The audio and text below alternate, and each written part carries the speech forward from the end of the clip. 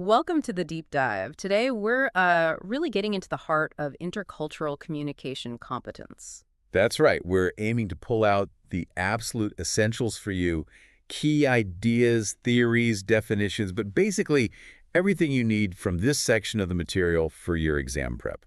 Think of it as a focus session, zeroing in on what truly matters for understanding this topic. Exactly. We're focusing on building that solid foundation for you about communicating effectively across different cultures. We'll look at some core models and, well, different ways people think about this competence. Okay, great. So let's start right at the beginning. What exactly is intercultural communication competence?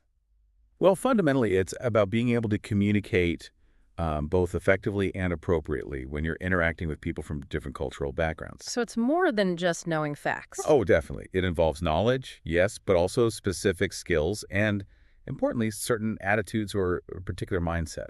And how did people initially sort of approach this? What were the early ideas? Traditionally, the focus was very much on spotting the differences between cultures and then giving behavioral advice based on those differences. Like a how-to guide for specific countries.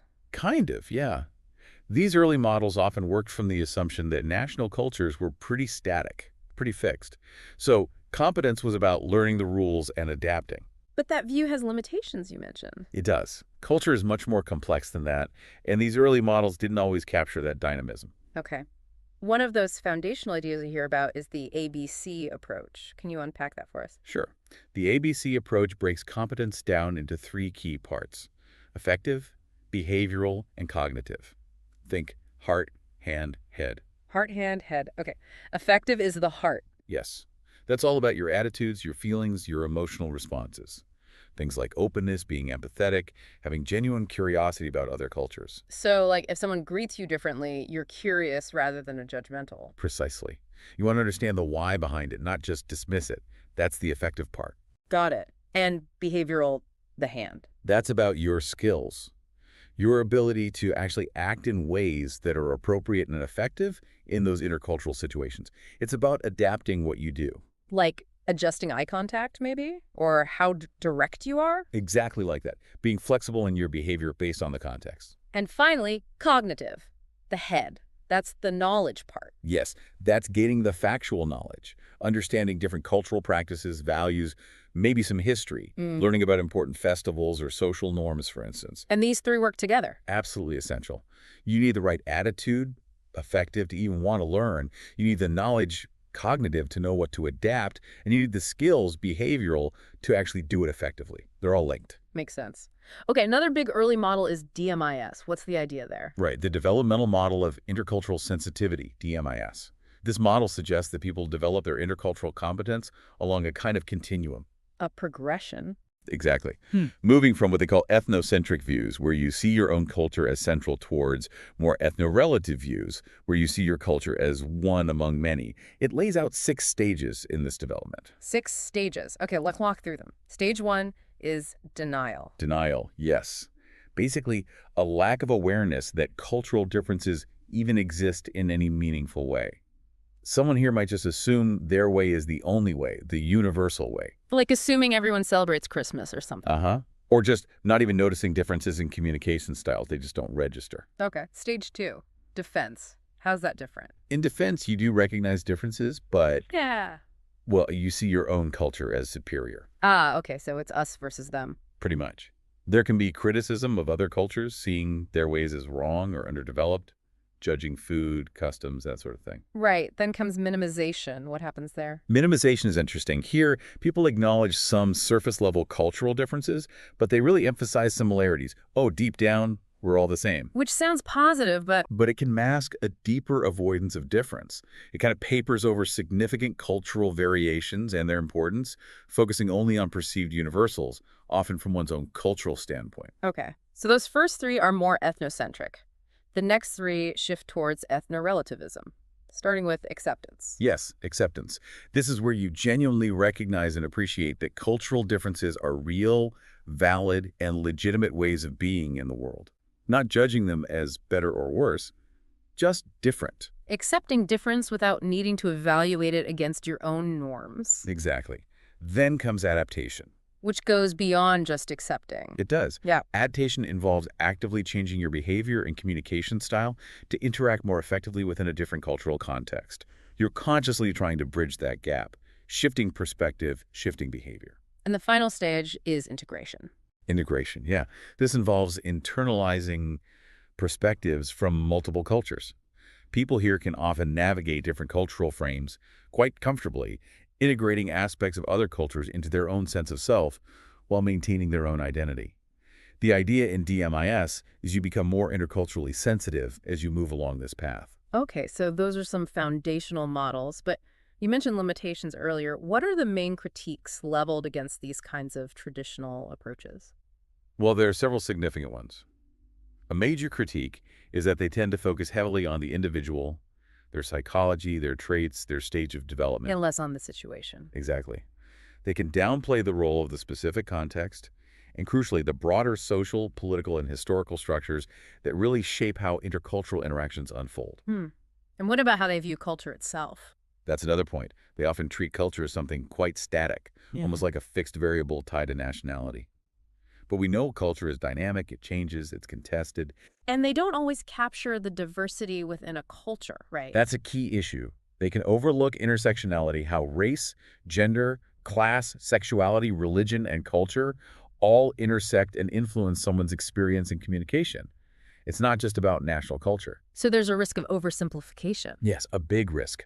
Boiling complex cultural understanding down to checklists or do's and don'ts can easily lead to stereotyping, which is the opposite of what you want. And I think you mentioned a bias. A significant Western-centric bias, often. Many early models implicitly used Western norms as the standard or the goal of development. And, importantly, they often fail to adequately address power dynamics. Who has more power in an interaction really matters. Okay, that makes sense. So these critiques led to newer ways of thinking, like the constructionist approach. Precisely. The constructionist approach marks quite a shift. Instead of seeing culture as this thing people have, it sees culture as something people do, something that's actively created and negotiated through communication. So culture isn't a pre-existing blueprint dictating behavior. Not automatically, no. It becomes relevant when people make it relevant in their talk. Competence, from this view, isn't just about learning fixed rules, but about being skillful in understanding how and when culture is being brought into play in an interaction. The focus shifts to meaning-making in the moment. Yes, finding common ground, understanding how people use cultural references or identities in their communication. Culture is produced in discourse, not just a given fact. Can you give an example? Sure. Instead of just assuming a student from China is quiet because that's their culture, a constructionist perspective would ask, what's happening in this classroom? How are participation norms being established? Is the student positioning themselves or being positioned by others in a particular way that relates to cultural identity? It looks at the interaction itself. That leads to this idea of intercultural moments, doesn't it? It does. These are those specific points in a conversation or interaction where people explicitly make culture relevant. They orient to it somehow. And how do people actually do culture in these moments? You mentioned positioning and agency. Right. Positioning is about how you frame yourself or others in cultural terms, like maybe describing yourself as typically Dutch direct, or seeing a colleague as representing German efficiency. Agency is about the active choices people make, sometimes highlighting their cultural background, other times downplaying it, depending on the situation and their goals. Okay. But culture can also be used in less productive ways. You hear terms like cultural camouflage and cultural alibi. Yes, and it's crucial to be aware of these. Cultural camouflage is basically using cultural difference as an excuse to hide prejudice or discrimination. Like an employer saying someone isn't a cultural fit when they really mean something discriminatory about their background. Exactly, that kind of thing. Yeah. And a cultural alibi is when you blame a communication problem solely on cultural misunderstanding, when maybe stereotypes, bias, or even just poor communication skills are actually the main issue. It deflects from other potential causes. Tricky. This really highlights the need for reflexivity, doesn't it? What does that mean in this context? Reflexivity is absolutely key, especially in these more critical views. It means turning the lens back on yourself, critically examining your own assumptions, your biases, your cultural background, your social position. Understanding how you are part of the interaction. Yes, and understanding how you might be contributing to how culture is being made relevant or how power is operating. Competence, then, isn't about perfect performance, but about this ongoing process of self-awareness, questioning, and critical reflection. Okay. And building on that, there's the critical dialectical approach. What does that add? This approach really foregrounds power and structure. It argues that you can't understand intercultural communication just by looking at individuals talking. You have to see it as embedded within larger historical, social, and political contexts. Contexts involving inequality. Yes, things like racism, sexism, classism, the legacy of colonialism, these aren't separate issues. They fundamentally shape intercultural encounters. Communication happens within these power structures. And things like prejudice act as barriers. Exactly. They're seen as noise that disrupts genuine communication. And crucially, this approach highlights how power differences mean some voices are heard and valued much more than others. Can you give an example of that? Think of a highly skilled immigrant engineer, maybe in a Dutch workplace. Despite their qualifications, they might face constant questioning or microaggressions related to their accent or perceived cultural background, barriers someone from the dominant Dutch culture wouldn't face. Their expertise is undermined because of these power dynamics. That connects to post-colonial theory as well, right? Looking at historical legacies. Very much so. Post-colonial theory makes us look at how the history of colonialism continues to shape relationships between cultures today. How so? Well, it often reveals how Western cultures got positioned as the norm, the universal standard, while other cultures were often framed as exotic or lacking or traditional in a way that implied deficiency. And these ideas persist. They absolutely do. Through education systems, tourism industries, media representations, these old hierarchies can get reinforced, subtly or overtly, shaping perceptions and interactions. Think about how often non-Western cultures are depicted through stereotypes in movies or news. There was an example in the material about Australian teachers and Indian students. Yes, that study showed how teachers sometimes framed Indian students through these deficit or exotic lenses without really engaging with the structural inequalities or systemic issues within the education system itself that might be affecting the students. Wow. And these kinds of biases even creep into our technology. They do, alarmingly so. Yeah. Machine learning algorithms, word embedding models, the AI tools we use are trained on vast amounts of data, often text and images from the internet. And that data contains human biases. Exactly. So the algorithms learn and replicate those biases. We see examples where man gets associated with engineer and woman with nurse, or harmful racial and classist associations embedded in the tech. So technology isn't neutral. It can actually amplify these problems. It can, unfortunately. It reflects and can even scale up the biases present in society. Okay, so thinking about developing competence, people often say travel is the key, but it sounds like it's not that simple. No, it's really not. Just going somewhere else doesn't automatically make you interculturally competent. Travel can be valuable, of course, but only if it's combined with critical reflection. What do you mean by critical reflection? It means actively questioning your own assumptions as you encounter differences, thinking about the power dynamics you're witnessing or participating in. Without that critical lens, travel can actually just reinforce stereotypes.